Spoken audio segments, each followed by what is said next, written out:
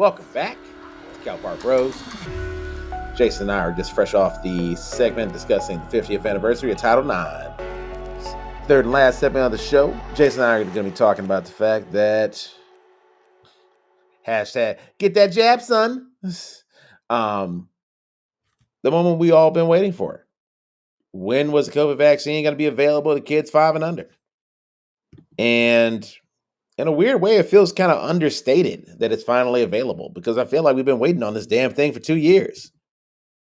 By the time it's all said and done, there's a good chunk of us that have been vaccinated, they've been boosted a third time.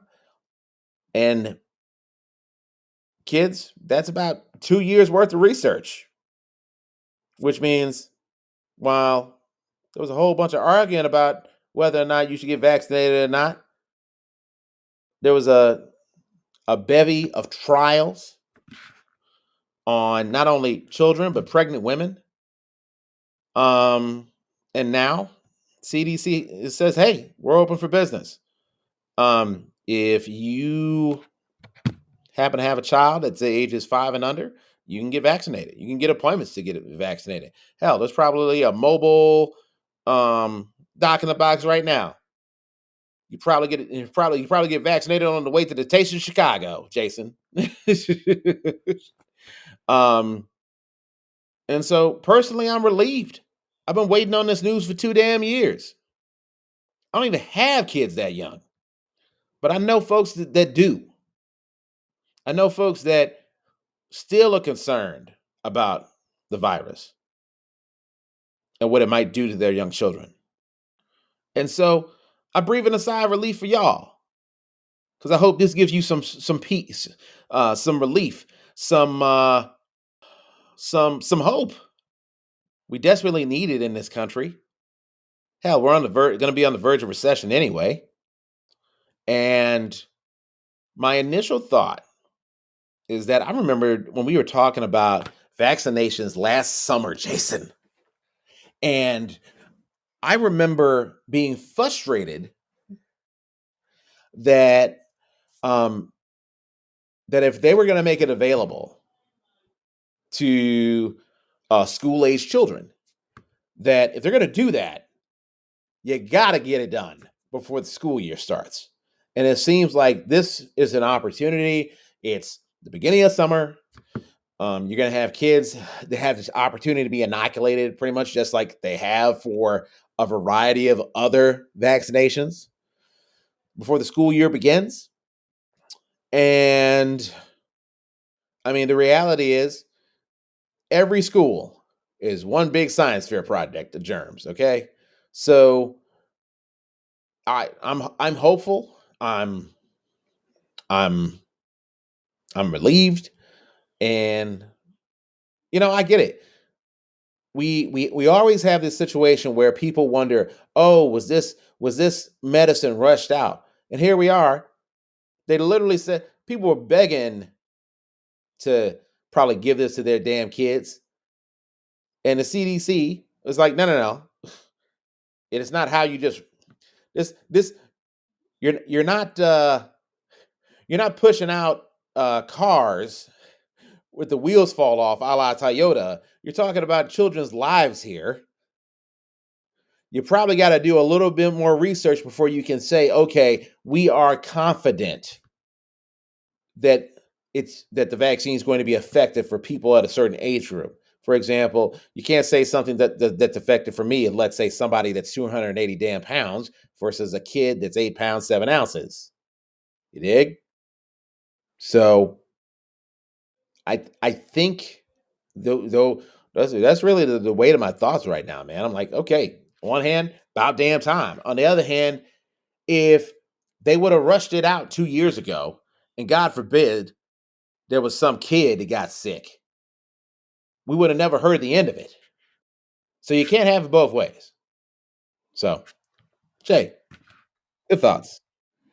Before I go too far in anything you just said, one thing I do want to point out is as of right now, well, as of the 22nd of June on the CDC's website, just like before when we talked about it, they have a tracker to kind of keep track of how many people are vaccinated after the first dose, fully vaxxed, booster now, second booster. and the percentage of people, where they're at. The last time you and I talked about this which was a while ago. The amount of the people that are fully vaccinated has definitely gone up. I think the last time we talked about it, they didn't even have a category for 5 and up. But as of June 22nd, and I'll update this tomorrow. But as of June 22nd, the total percentage of people above the age of 5 that are fully vaccinated, not even including the boosters, but are fully vaccinated, is 71%. Which a long time ago, I know you hate to talk about this, which a long time ago though, that was a number put out there when it comes to quote unquote herd immunity. So we got that number even before the 5-year-olds and younger are getting vaccinated. I'm sure that with them, they'll push it up to 75 or more, whatever. Just wanted to put that out there for information, folks. When it comes to rushing things, yes, we basically, 2 years almost, essentially, waiting to get to this point of the vaccine stage to get to the kids. Yeah, I know they came out with the vaccine back in January, but we had a trickle down effect for seniors and going from there. You mentioned if a kid would have gotten sick, then it would have heard the end of it. Well, plenty of adults got sick from the vaccine too, and didn't seem to matter, right? So, but your point taken. People are very overprotective with their kids. I'm sure You there would have said been. people got sick from the Well, vaccine. What do you mean by that? see, I wasn't trying to go down this road, bro. But You what just, I'm referring, listen. Your ass took a turn there, though. You can't just say that. I wasn't taking it. Well, it wasn't really taking a turn. It was really responding to something you said. But what I'm referring to is people that took the vaccine and got side effects from it. That's what I'm referring to. Which some people might have supposedly had longer lasting effects. Some people had just temporary, things going on, what have you. So I partially agree with you when it comes to people might have been freaking out if a kid got sick. I get that. I'm definitely glad that there was at least some portion of society in which they might have done some more research when it comes to the safety of this for kids under 5. My issue with it has always been, and still is, that for the people that are adults, how much research that they have of this particular vaccine before they give it to those adults.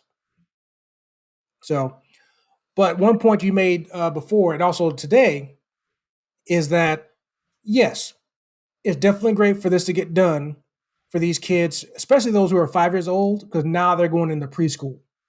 Their first experience with school. They've never been in school before. Now they're going. Or those kids are going to kindergarten, whatever. So before they're just sitting home around mommy all day, and them getting vaccinated may not have been as big of a deal. But now they're going to be exposed to other kids who undoubtedly also are going to be exposed to COVID. I agree with you. This is great for that aspect of it. I didn't think about that before until you brought it up the other day. So good point that you just made there. Also, we're talking about this now, and I've also said on air, as well as to you, that I didn't plan on talking about COVID again until one or two things happen. Either we go back into lockdown again, which we kind of figured wasn't going to happen based off the vaccines being in place, which I get that. But then also not talking about it again until we saw an official end to COVID, probably as determined by the CDC, who are the masters of this apparently in more ways than one. If you listen to conspiracy theories, but um, but that's important too because I did in my reading of all this when it comes to the kids getting able to get the vaccine.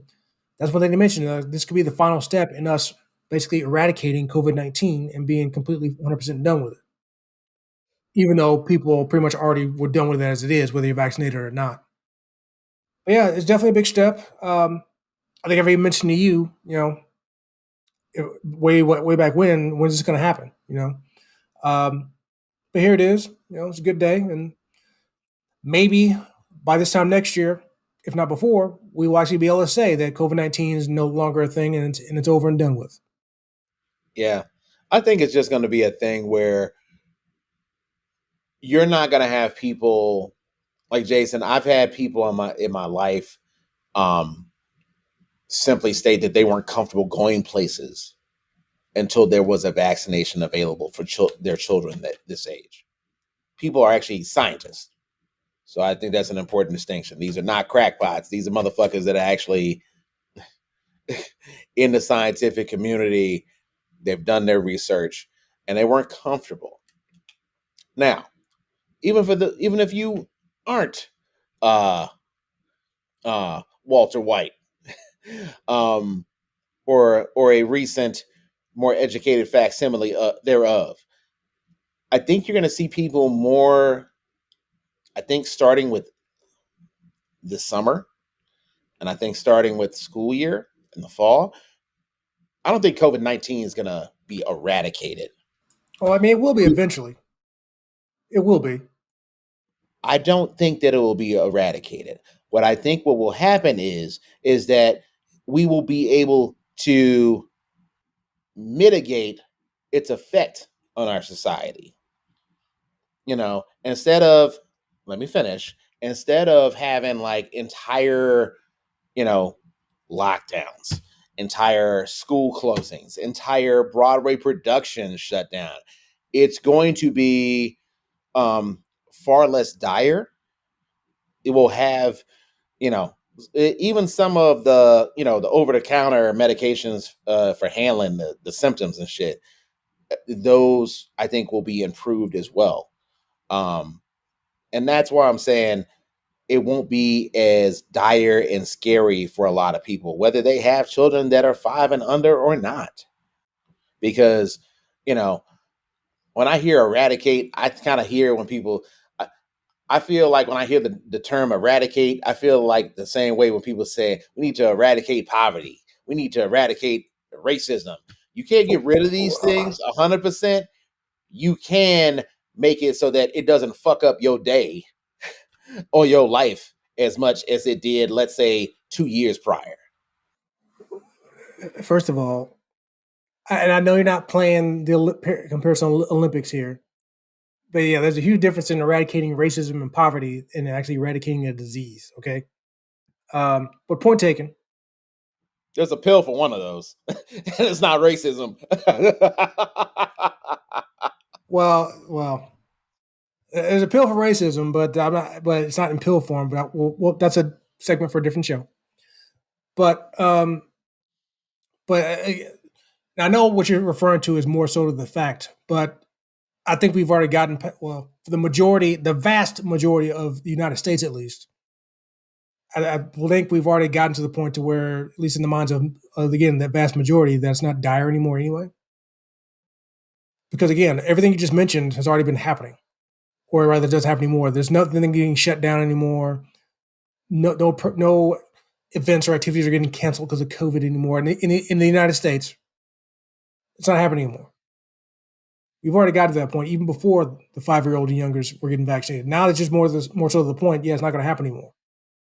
But the whole thing about it being dire, again, people have already forgotten about COVID already. Most people, as long as you're not still catching it, and it's still around. I'll admit that. Obviously, there's somebody I know personally here in Indianapolis who got it recently, even though they were in Chicago when they got it. But still, so obviously it's still traveling. So, but again, most people have moved past it until they actually probably still catching it. So, Is that why you ain't coming to Chicago, Jay? no, but good reminder though. So thank you.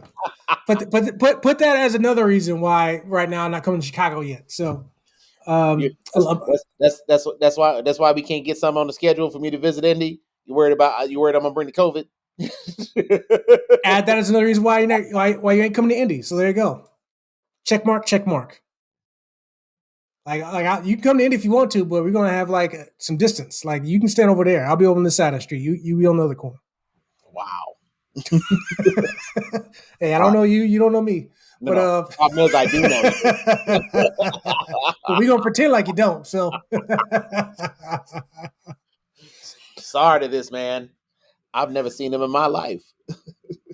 yeah, but yeah, I mean, but again, this is just another additional step for people to put COVID even further in the back of their minds, even though it's already there in the first place. Um, again, all the signs are there that people stop caring. But again, this is another reason for them to stop caring. You get your kid vaccinated, they're going to stop caring. Now, folks, I'm not saying that you should stop caring about it. I'm not saying that. Jason Ross is not saying that. I'm just saying that seems to be the case for a lot of people that I see, whether it be in public, gym, grocery store. I would say work, but I'm not going there. But very few people seem to care anymore. I'm starting to get that way myself. I'll admit that. I'm starting to. I feel like you've been apathetic for a while, and Well, the only thing I would caution you is to not project that on the rest of the populace. I'm not projecting anything. Now, I still cared about it. Just because I'm not vaccinated, that's one thing. Like I've said I wasn't before, going to bring that up. well, I'm just saying that even when it comes to masking and distancing, I've softened on that a little bit as well. Not 100% yet, but I'm almost there. And yeah, so I'm not around, kids that are younger than 5, so I'm not concerned about that. But yeah, so again, further step in the direction of getting past COVID-19. And here we are. Yes, So, sir. congrats to the powers that be that got this done. All right. Folks, that concludes our third and final segment on COVID vaccinations available for kids 5 and under. And with that said, we'll wrap up the show.